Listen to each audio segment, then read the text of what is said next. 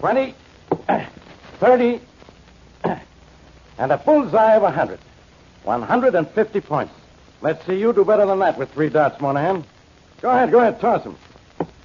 50, 30. On the line, almost a bullseye, but it's only 75. What's 75, Inspector Farraday? Twice your IQ. Who said you could come into police headquarters, Blackie? Get out of here. Farraday, you've tried to escort me in here yourself a dozen times. What about it? Get out of here now, I'm warning you. One of these darts will go wild. How many points does it count if I catch it between the teeth? What do you want, Blackie? You, which shows how easy I am to satisfy. Okay. Monahan, get lost. We'll go on with our game a little later. I better be alone with this guy. Talkative guy, that Monahan. What do you want, Blackie? Come on, I'm busy. I've come down here to make you a very happy person, Inspector. Well, leave now and you got what you came for. Now get away from that target. 30? On the line, Farraday. It's only 10. Ever hear of a guy named Bellows? No. 50. Lucky shot. Sam Bellows, a cripple. I never heard of him. Is that all you came down here for? 75. That's better. That's awful. I suppose you can do better. Than you? The answer is yes, no matter what you might be referring to. Give me the dart. Now, 3 is all you get. Then you get moving, you hear? I think you'd better go down and see this Sam Bellows, Inspector. Oh, you do, and that's nice of you. Why? Because he's dead. Bullseye, that's 100. So he's dead, so what? So he probably died of natural causes. That's true enough. There's nothing unnatural about dying when you've been murdered. Bullseye, 100 points more. Bellows has been murdered? How do you know that? Come on, talk. Sure, Inspector. You see, I killed him. Bullseye.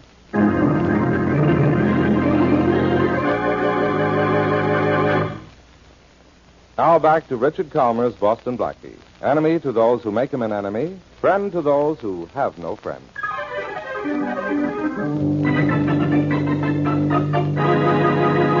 How many more times do I have to tell you, Farraday? I killed the guy. You expect me to fall for a story like that? I'm beginning to see why I have to solve so many cases for you. You won't even believe a confession. All right, Blackie. What's the trick? Farraday, someday you'll be arrested for impersonating a police officer. It's no trick. I tell you, I killed Sam Bellows. Where's the body? Now you're getting smart, Inspector. In an old brownstone house at the corner of West Boulevard and 110th Street. All right. I'll go have a look. You mean we'll go have a look? I'll go have a look. You'll go get lost. You're wanting to go with me is some kind of a gag, and I'm not falling for it. My, how times have changed. You're usually trying to catch me for doing something I didn't do. This time I confess to a murder, and you want to get rid of me. If you don't get out of here, Blackie, I'll arrest you for... I'll think of something. After you found Sam Bellows' body, Inspector, maybe a reason to arrest me will occur to you.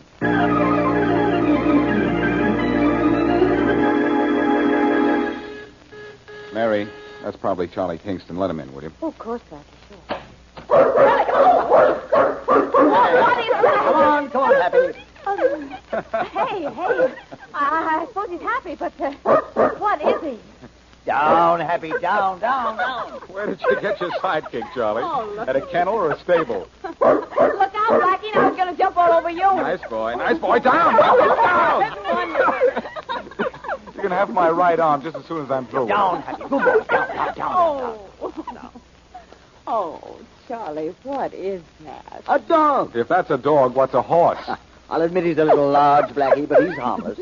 Harmless. He tried to devour us before we were even introduced. Oh, no, Mary. He was just making love to you. Happy's a very strange animal. Pays no attention to me or to anyone else he knows well. He only likes strangers. Well, introduce us to him quick before we're stampeded. Maybe I better put him in the kitchen. Good idea. Oh, close the hall door, will you, Blackie? Sure. Oh, come on, Happy. Nice boy. Oh, wait a minute, Charlie. The kitchen door opens out. Will you pull it towards you? Okay. I hope you don't mind this Happy plays in here, Mary. Of course she doesn't, Charlie. She wants a new kitchen anyway. Go on in. Go on. What kind of a dog is that, Charlie, besides big? We'll talk about Happy later. I want to know if you saw Sam Bellows. His house is impossible to break into, and he wouldn't see me in any normal way, so I went to Inspector Farraday and told him I had killed Bellows. What? Blackie. Don't worry, he didn't believe me. He wanted to investigate, but he wouldn't take me with him, so that idea is wasted. Maybe you went too far. Can't we talk about something besides murder just before dinner? I'm sorry, Mary. Oh, well, this is just before dinner, isn't it? Forgive the delay, Mary. You can have anything your heart desires at any restaurant you name. Oh, wonderful. What are we waiting for? Charlie, isn't the girl in love supposed to lose her appetite? Well, that's the way I always heard it. Mary, how you must hate me.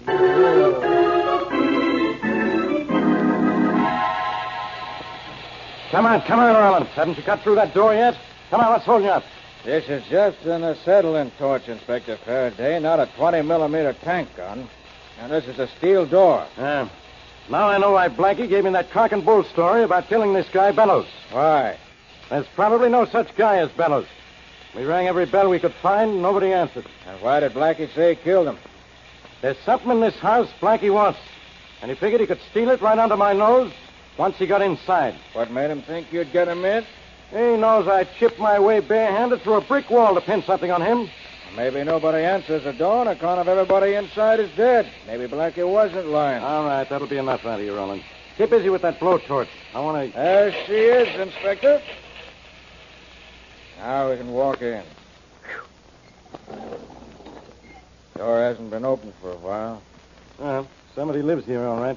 There's a light at the end of the hall. Spooky, John. Ah, you've been to too many movies. Hey, look, that's somebody. Hey, you. Didn't hear you. Hey, you. I see the deaf is dead. I told you saw too many movies. Hey, you. Just keep walking down the hall. Well, he's not dead anyhow. Maybe he's a zombie. You've been to the movies once or twice yourself, Inspector. Come on, let's go after it. Hey, you. What's the matter? Can't you hear? Hey, wait a minute, you. Grab him, Rollins. I got him. What are you looking so startled for? We called you. Hey, Inspector, I was right. The guy's dead. Yes, you're right. Hey, you. Can't you talk? Look, like this. I move my mouth. Talk. Deaf and dumb, Inspector. I got it. Give me a pad and pencil. Sure. I'll write notes to this guy, and he can write back to me. Here. What if he can't write? Then I'll make him your boss. Get lost, will you, Rollins? Have a look around and see what's in the rest of the house. Sure. All right. You and I are going to have a little spelling bee. Can you write? No, never mind. I'll just write out a question and see if you can write the answer. Does Sam Bellows live here? Now take a look at this. Well, I hope a nod means yes. You'll have to write this answer, though. Who are you? Here, now you write. I am the maintenance man, but I know nothing. You want to see Frank Lewis, Mr. Bellows' financial advisor, or Larry Addington, his nephew. Okay, I can remember that. Don't look so pained. I'll pick the paper up off the floor before I leave. Hey, Inspector Farraday. What's the matter, Rollins? Come here, quick. Okay. I don't leave here, you. As if you could hear me. What's up, Rollins? Here's something that ought to be sort of interesting, Inspector. Well, Blackie's confession was the truth, huh? Sam Bellows, sitting in his big red wheelchair with a knife in his chest. Sort of dead, too. Sure is. And I've got Blackie sort of dead, too. Right.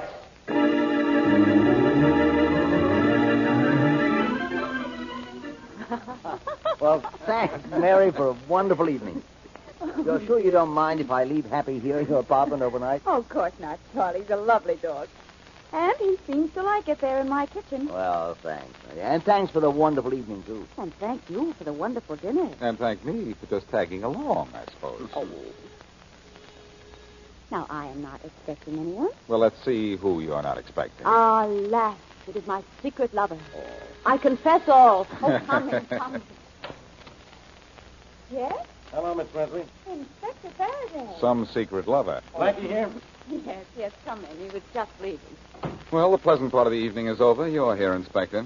What do you want? You, Blackie? Mary's got a priority. Thank you, sir. Faraday, this is Charlie Kingston. How are you? How do, Inspector? I think we met on the phone several weeks ago. Oh, that's right. So you did. I hope you enjoyed yourself this evening, Blackie, because it's the last fun you're going to have for a long time. Why, are you resigning from the force? I'm arresting you for murder, Blackie. Now, who did I kill? Sam Bellows. What? Blackie, you said you didn't see him. I didn't. Oh, no, of course not. And how'd you know he'd be found dead? Was he? He was. Come on, Blackie. I'm taking you down to headquarters. Faraday, don't be stupid. And put that gun away. I'll put it away when you're tucked away. In jail. Come on. All right, Inspector, you win. But let me get my raincoat, will you? It's in the kitchen. Oh, no, you don't. But all I want to do Go is into the kitchen and duck out the back way. But, huh? Inspector, I promise I'll you... get your raincoat for you. Which is the kitchen door? Blackie, happy as in... Yes, I'm happy about the whole thing, too. Don't worry, Charlie. Oh, so everybody's happy, huh? That's fine. Now, which is the kitchen door? That one. Now, don't move, Blackie.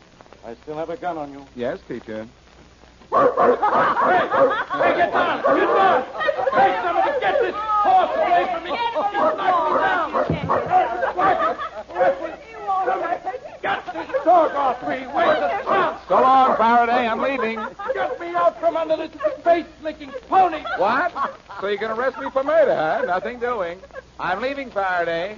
But I've got an idea, though. Fight him. At least that's news.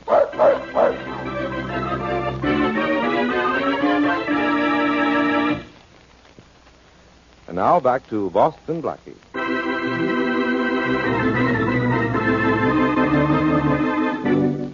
For a reason he chose to keep to himself, Charlie Kingston, Blackie's millionaire friend, asked Blackie to do anything in his power to see and talk to a man named Sam Bellows.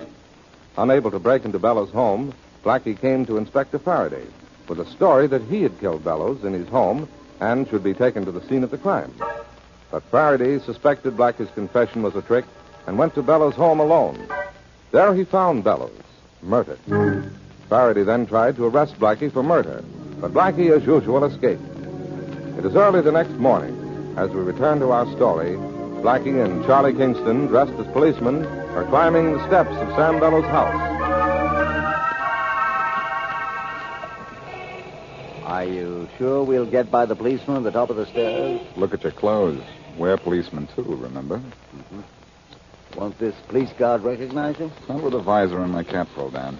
Good morning, boys. Inspector sent you to relieve us? The relief men are coming up in a few minutes. Faraday sent up a special detail, okay? Sure, go on in. Come on, Charlie. Right. Hey, wait, I'll open the door first. Thanks. Who else is here? Only Thompson. He's upstairs. Okay, thanks. Well, that wasn't hard, was it? No, but I'm not used to this sort of thing. You'll live longer if you don't try to get used to it, Charlie. Let's have a look around. What do you expect to find? Something that will lead us to Bella's murderer and take me off the spot. Well, let's hope we find it. Say, Charlie, look at this crumpled paper on the floor. Yeah. Seems to be a note of some kind. Let's have a look at it. There seems to be two different kinds of handwriting on it. As if one person were asking questions and the other answering them. Faraday wrote the questions. I'd know that scrawl of his anywhere. Who wrote the answers? Someone who calls himself a maintenance man. He says he knows nothing, but mentions a financial advisor named Frank Lewis and a nephew, Larry Addington. I see. Faraday obviously met someone here in this house who could neither hear nor talk and had to write everything down. I suppose this information is useless, though. Not at all. A nephew and a financial advisor might be a perfect combination for a murder. I think I'll go up and see that advisor as soon as we're through here. Someone's coming in the front door. Probably the relief guard. Now, that special detail you sent in the house now, Inspector Farraday. Oh. Special detail? What are you talking about? Oh, this is fine. Come on, Charlie, out the back door. What if there isn't a back exit? Well, in that case, we'll get up speed, put our heads down, and make one.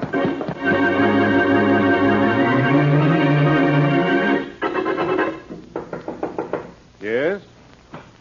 Frank Lewis? Yes. I'm Special Police Investigator John Jones. You were Sam Bellows' financial advisor, weren't you? Yes, I've had one visit from the police this morning, Inspector Farraday. I told him everything I could. Faraday sent me back to ask a few more questions, if you don't mind. Well, I mind because I'm busy, but I suppose there's nothing I can do. What else do you want to know? More about the will. I told Inspector Farraday everything I know. The night before last, Bellows changed his will.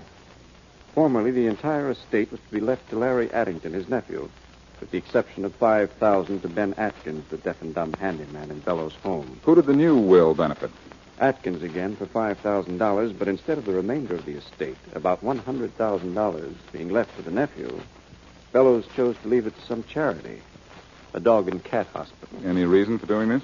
Just so his nephew wouldn't get it. Cigarette? No, thanks. Don't mind if I smoke. Of course not. You say the will was changed the night before last, and Larry Addington, the nephew, was cut out. Did Addington know this? I don't see how it was possible. Bellows and his nephew seldom spoke to each other. Then it's possible, isn't it, that Addington killed his uncle thinking he'd get his money? Possibly. He's in constant trouble living above his means. He needs money. Say, you smoke more of a cigarette than I thought. Why do you say that? These cigarettes in this ashtray here. I doubt if they've been puffed more than 2 or 3 times. Oh, they were left there by a client of mine who was here just a few minutes ago. Nervous, huh? Very. Look what he does to paper matches. Takes the ends and rips them up the middle. Is there anything else I can tell you about the Sam Bellows matter? Yes. Where can I get in touch with Larry Addington? Larry lives at the Baker house. Thanks. You think Larry might have killed his uncle, believing he was still mentioned in the will? Yes, I do. And I have an idea that you're a little leery of Larry yourself. You'll have to stand still, Mr. Addington. Well, hurry up, will you, Martin? I'm trying to hurry, Mr. Addington, but I can't face the coat. You don't stand still. I don't like to stand still. Oh, we're going to be interrupted again. Come in. Tom, I told you not Larry to... Addington in here? I'm Larry Addington. Good. I'd like to talk to you. Some other time. I'm busy having a fitting. Did my man let you come in here? Please, Mr. Addington, stand still. Where do you intend going in that tweet, Addington? To a racetrack? Your opinion is uncalled for, and so is your presence. Here, Mr. Addington, how do you like the way the coat hangs now? Well, I guess it's all right. Why all the new clothes, Addington? Anything wrong with a few new suits? Since my uncle was killed, I'm rich. Are you? Yes. I want to look the part of a man who's just come into a fortune. Well, look the part if you want to, Addington, but you haven't come into a dime. Wait till you read the paper. Wait till you read the will. My uncle left his money to me. Mr. Martin. Yes? Don't just stand there. Don't have all day. Oh, I was interested in this man's remark about your uncle's will. What remark? Forgive me, but he said... I said Addington here was completely cut out of his uncle's will. What? That's not true. I saw my uncle's will last week. Well, you should have seen it last night or the night before last, just before he was killed. He changed it? He made a slight amendment, Addington. He cut me off? Without a cent. How do you know? I just talked with Frank Lewis. He was your uncle's financial advisor. Why would he tell you anything? I have what you might call a slight interest in your uncle's murder. You aren't suggesting that If someone had suggested to you that your uncle was going to change his will, you might have killed him before he had had a chance to change it. I didn't know his will was going to be changed. That'll be hard to prove. Well, just try to prove I killed him. You know something, pal? That's exactly what I'm going to do.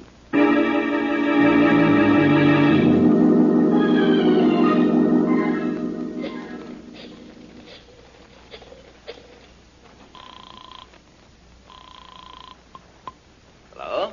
Charlie, this is Blackie. Yes, Blackie. Mary said you were going to see Bellows' financial advisor and the nephew, Addington. How have things worked out? All right so far. I just left the nephew. Is he your man? I don't know. He thought he was going to get his uncle's money, so he might have killed him. The person we've overlooked is the deaf and dumb handyman Faraday found in the Bellows house when he discovered the body. How could he be involved? He was left $5,000 in every will Bellows wrote. He might have discovered that Bellows had cut the nephew off and killed his employer, thinking maybe suspicion would be all on the angry nephew. Well, I suppose a man of his means would kill for $5,000, wouldn't he? Charlie, there have been murders for 5 cents. I think I'm going to get some more dope on that handyman. Blackie, you can get back into Bellows' house. Faraday will have his policemen checking everyone who comes within a block of the place. I know it. I've been ducking Faraday so much today, I'm getting stoop-shouldered. Is Mary there? No, she isn't. I thought I could send her into Bellows' house as a newspaper reporter. She could get by Faraday's men with dark glasses and a new hairdo. I know where you can reach her. She just left here to take Happy down to the Mayfair Dog Hospital for a general checkup. Oh, thanks, Charlie. I'll go down there and meet her. Maybe I even belong with the dogs after the way Faraday's been hounding me.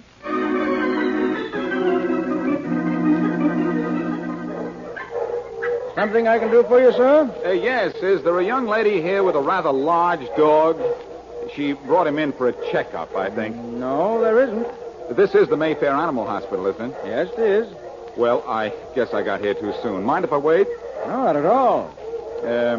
Is there a chair or a bench around Perhaps here? you'd like to wait in my office. Oh, thanks. This way. Think that chair will be comfortable? Thank you. No, I think I've seen your picture in the papers. Strange what papers will do for news sometimes. Yes, you certainly look familiar. I'm Seth Peters. Cigarette? No, thanks. Mind if I smoke? Not at all. There isn't by any chance another Mayfair Animal Hospital in town, is there? Not that I know of. Mary and Happy must have been delayed on the way down here. What'd you say? Nothing. Oh. Do you, always do that? Huh? Take what? Take those matches and tear them. Nervous habit. I try to break it, but I can't. Oh, I see. Would you mind pushing the ashtray over this way? Of course not. I'll put this cigarette out. How's your friend, Frank Lewis? Who? Frank Lewis, the financial advisor. I don't know any Frank Lewis. Why do you ask? That cigarette of yours makes me ask. My cigarette? Something wrong with it? Why, no. You put it out rather suddenly. Oh, I never take more than 3 or 4 drags. And you don't know Frank Lewis? Oh. Does he have the same habit? No, but you're lying when you say you don't know him. He has a client who does the same thing with matches and cigarettes. You. Well, no. Here. Lewis said Sam Bellows left his money to a dog and cat hospital. I think if I looked at Bellows' will, I'd find that it was, this place of yours. I don't know about that. You said you didn't know Frank Lewis. Yet you were up in his office this morning. It's not true. The ashtray in his desk was filled with torn matches and cigarettes barely smoked. You own this place? Yes, I do. That doesn't mean a thing. It means plenty. It means you killed Bellows for his money and then went to Lewis to collect. The fact that he denied you'd been there makes him part of the scheme. Just because I own this place, you think I killed Bellows, huh? It'd be worth your while. Well, I don't own this place. I merely front for the man who does. All right, who's the real owner? Frank Lewis, he's the man you want. Didn't even know Bellows was dead until Lewis called me to his office this morning. Come on, Peters. You're going down to police headquarters. But I tell you, I didn't kill anyone. Lewis did. He forced Bellows to change his will night before last, then killed him. Set that story to music, Peters, because when we get to police headquarters, you're going to sing.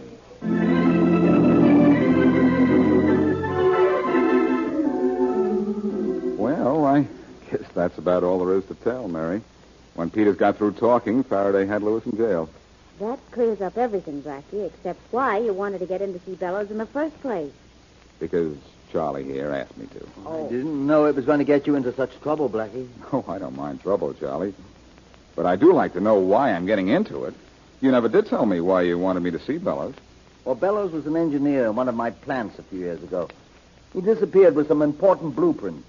For business reasons, I had to find Bellows and recover the prints quietly.